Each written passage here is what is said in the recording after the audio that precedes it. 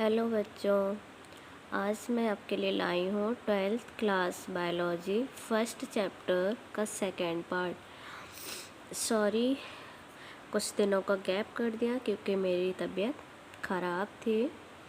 अब मैं ठीक हूँ। तो आज मैं आपको पढ़ाऊँगी लैंगिक जनन के बारे में। ठीक है। जीवों में नर और मादा की मदद से संतान पैदा करने की प्रक्रिया को लैंगिक जनन कहते हैं। लैंगिक जनन की प्रक्रिया में नर और मादा युग्मक मिलकर निषेचन करते हैं। निषेचन के बाद युग्मनज बनता है जो विकसित होकर भ्रूण बनता है और फिर जीव में बदल जाता है। इस तरह नए जीव की उत्पत्ति होती है। और लैंगिक जनन की प्रक्रिया के दो मुख्य चरण हैं, एक अर्धसूत्री विभाजन और दूसरा है निषेचन। लैंगिक जनन के कुछ महत्वपूर्ण तथ्य। लैंगिक जनन कोशिकीय और बहुकोशिकीय दोनों तरह के जीवों में होता है। सेकेंड पॉइंट है, कुछ पौधों और जानवरों जैसे कि केंचुआ और हाइड्रा में एक ही जीव नर और मादा दोनों तरह के युग्मक बनाते हैं। ऐसे जीवों को उभयलिंगी या द्विलिंगी जीव कहते हैं। थर्ड पॉइंट है, लैंगिक जनन में दो माता पिता से आनुवंशिक सामग्री का संयोजन होता है। लैंगिक जनन से उच्च वर्गीय पौधे लैंगिक जनन से उच्च वर्गीय पौधे और जानवर पैदा होते हैं, जैसे मनुष्य और पुष्पीय पौधे। फोर्थ पॉइंट इज, लैंगिक जनन में जीव की लिंग कोशिकाएं या युग्मक अर्धसूत्री कोशिका विभाजन से बनते हैं। ये अगुणित यानी कि हैप्लॉइड होते हैं। उदाहरण, मनुष्य, पुष्पीय पौधे, मकई, पपीता, ककड़ी, सरसों, गुलाब आदि। लैंगिक जनन विस्तृत, धीमी और जटिल प्रक्रिया होती है। पौधों में जीवन तीन तरह से होता है। एक पहली प्रावस्था होती है कायिक प्रावस्था, दूसरी जनन प्रावस्था और तीसरी वृद्धावस्था। अब उच्च वर्गीय पौधों में, और इन उच्च वर्गीय पौधों को आवृत बीजी भी बोलते हैं और इंग्लिश में बोलते हैं एंजियोस्पर्म, में कायिक प्रावस्था के अंग में पुष्प का आना जनन प्रावस्था की शुरुआत है। अब पुष्प आने के आधार पर पौधे, एक वर्षीय पौधे होते हैं मटर, गेहूँ, धान, सरसों, तरबूज, मक्का, बाजरा, पेटूनिया आदि। द्विवर्षीय पौधे गाजर, चुकंदर, स्विस चार्ड, स्वीट मिलियम, नीम और देवदार। बहुवर्षीय पौधे के गुड़हल, सदाबहार, बांस जो कि 50 से 100 सालों में जीवन में एक बार ही पुष्पन करता है। और जब ये पुष्पन करता है उसके बाद मतलब 50 से 100 साल तक लगभग ये किसमें बाल्यावस्था में ही रहता है। और उसके बाद जैसे ही ये पुष्पन करता है ये वृद्धावस्था में चला जाता है और उसके बाद में ये इसकी मृत्यु हो जाती है।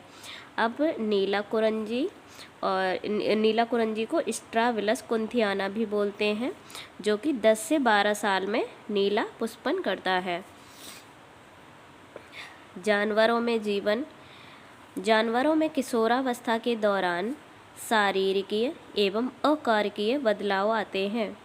यह फिर जनक प्रावस्था में प्रवेश करता है। अब पक्षी अंडे हर मौसम में नहीं देते हैं, परंतु पोल्ट्री में पक्षी अंडे हर मौसम में नहीं देते हैं। ये मौसमी आधार पर अंडे देते हैं, परंतु पोल्ट्री में कृत्रिम तौर पर विकसित किया जा सकता है। अब हम पढ़ेंगे अपरास्तनी के बारे में। अपरास्तनी को इंग्लिश में बोलते हैं प्लेसेंटल। और अपरास्तनी दो प्रकार का होता है, कौन सा? एक ओस्ट्रस चक्र, इसको मध्य चक्र भी बोलते हैं, और दूसरा होता है मासिक चक्र, इसको बोलते हैं मेंस्ट्रुअल साइकिल, जो कि ऋतुस्राव होता है। ठीक है। ओस्ट्रस चक्र होता है ये खास मौसम में आता है। ठीक है। और ये जो मासिक चक्र होता है ये हर महीने आता है। अब ओस्ट्रस चक्र के कुछ उदाहरण जैसे गाय, भेड़, बकरी, चूहा, हिरण, कुत्ते आदि। उदाहरण मासिक चक्र के कुछ उदाहरण जैसे बंदर, कपी, मनुष्य और गोरिल्ला, इनमें हर महीने मासिक चक्र आता है। अब पढ़ेंगे बीजांडासन या अपरा। अपरा वह अंग जिसके द्वारा गर्भाशय में स्थित भ्रूण के शरीर में माता के रक्त का पोषण पहुंचता रहता है और जिससे भ्रूण की वृद्धि होती है। यह अंग माता और भ्रूण के शरीरों में संबंध स्थापित करने वाला है। अब इसके बाद मासिक धर्म चक्र क्या होता है? कि मासिक धर्म चक्र महिलाओं के शरीर में होने वाली एक प्रक्रिया है। इस प्रक्रिया में हार्मोन के बदलाव होते हैं और गर्भाशय की परत मोटी होती है। अगर अंडाणु निषेचित नहीं होता तो गर्भाशय की परत बह जाती है और मासिक धर्म होता है। मासिक धर्म चक्र 24 से 38 दिनों का होता है। अब हम पढ़ेंगे मध्य चक्र के बारे में। मध्य चक्र मादा स्तनधारियों में पाया जाने वाला एक चक्र है। यह चक्र लैंगिक परिपक्वता से जुड़ा होता है। मध्य चक्र के दौरान मादा जानवर नर के सहवास के लिए प्रेरित करती हैं। मध्य चक्र को एस्ट्रस चक्र भी कहा जाता है। मध्य चक्र मादा जानवरों में कामोत्तेजना चक्र होता है। मध्य चक्र में मासिक स्राव नहीं होता है। मध्य चक्र में लैंगिक संसर्ग केवल मध्य यानी गर्मी की अवधि में ही होता है। अब हम पढ़ेंगे किशोरावस्था के बारे में। सभी जीव अपने जीवन में वृद्धि की एक निश्चित अवस्था एवं परिपक्वता तक पहुंचता है। इसके पश्चात ही लैंगिक जनन कर सकते हैं। वृद्धि का यह काल किशोरावस्था की प्रावस्था कहलाता है। पादपों में यह कायिक प्रावस्था कहलाती है और यह प्रावस्था विभिन्न जीवों में अलग अलग अवधि की होती है। बांस की जाति के पादप अपने पूरे जीवन काल में सामान्यतः 50 से 100 वर्षों के बाद केवल एक बार पुष्प पैदा करते हैं।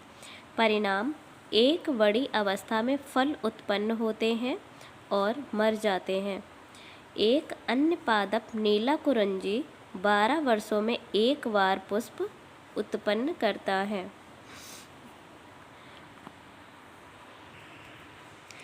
बच्चों अब हम पढ़ेंगे जनन प्रावस्था क्या होती है।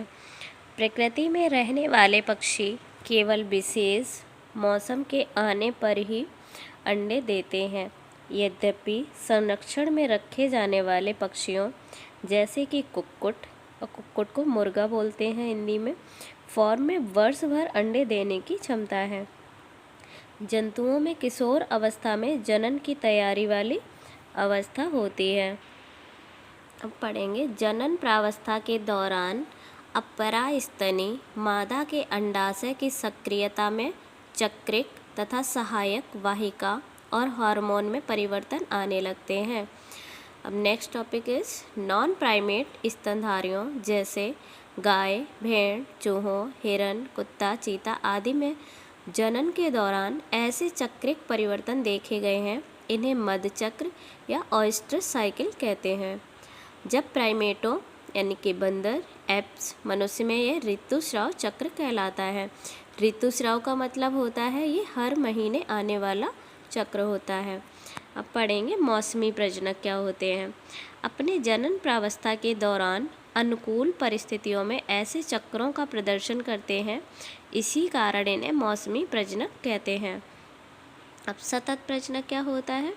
सतत प्रजनक अधिकांशतः स्तनधारी अपने पूर्ण जनन काल में जनन के लिए सक्रिय होते हैं, इसी कारण इन्हें सतत प्रजनक यानी कि कॉन्टिन्यूअस ब्रीडर्स कहते हैं। अब हम पढ़ेंगे वृद्धावस्था के बारे में।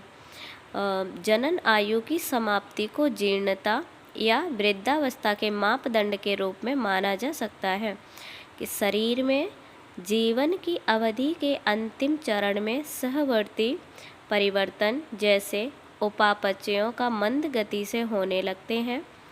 अब वृद्धावस्था अंततः मृत्यु तक ले जाती है।